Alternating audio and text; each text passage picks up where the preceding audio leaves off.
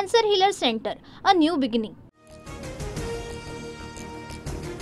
महाराष्ट्र केसरी स्पर्धेत गोंधळ. डबल महाराष्ट्र केसरी विजेता शिवराज राक्षेनं पंचांना लाथ मारली. शिवराज राक्षेला चुकीच्या पद्धतीनं पराभूत केल्याचा काका पवारांचा आरोप. महाराष्ट्र केसरीची अंतिम लढत खोळंबली. माती विभागातून महेंद्र गायकवाड तर गादी विभागातून पृथ्वीराज मोहोळ अंतिम फेरीत दाखल.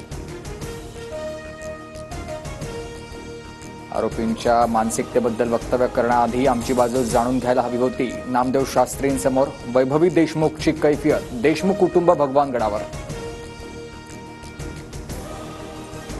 माझ्या वक्तव्याचा चुकीचा अर्थ काढला गेला. आरोपीचं समर्थन करत नाही. देशमुख कुटुंबांच्या भेटीनंतर नामदेव शास्त्रींची प्रतिक्रिया.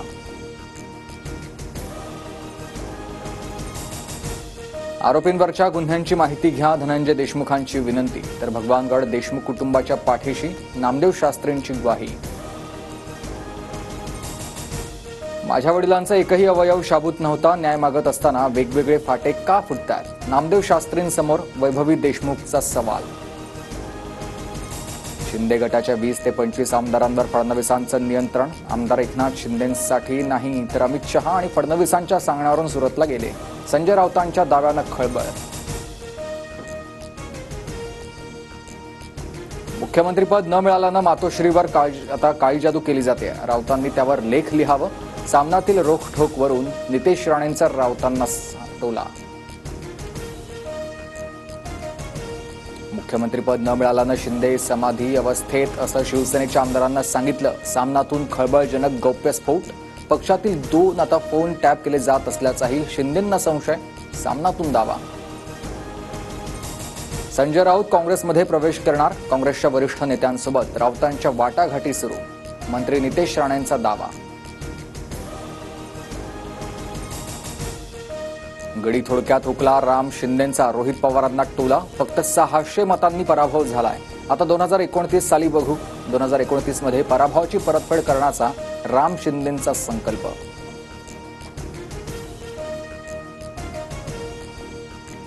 माझ्यासाठी भाजप पक्ष लकी नाही. मी सगळीकडे विजय झालो, मात्र भाजपमध्ये पराभूत झालो होतो. माणिकराव कोकाटे यांचं वक्तव्य.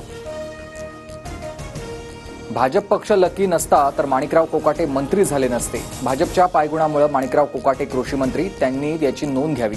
प्रवीण दरेकरांचा कोकाटेंवर पलटवार. साहित्यिकांनी व्यक्त व्हायला हवंय. आत्ताचे साहित्यिक व्यक्त का होत नाहीत? विश्व मराठी संमेलनातून राज ठाकरेंचा सवाल. इंग्लंडचे माजी पंतप्रधान ऋषी सुनक यांनी मुंबईत टेनिस क्रिकेट खेळण्याचा आनंद लुटला.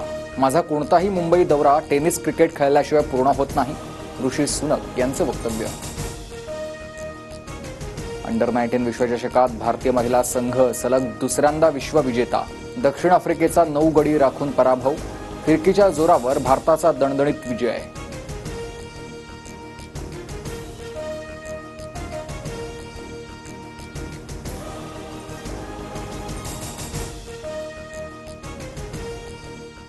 Cancer healer centre, a new beginning.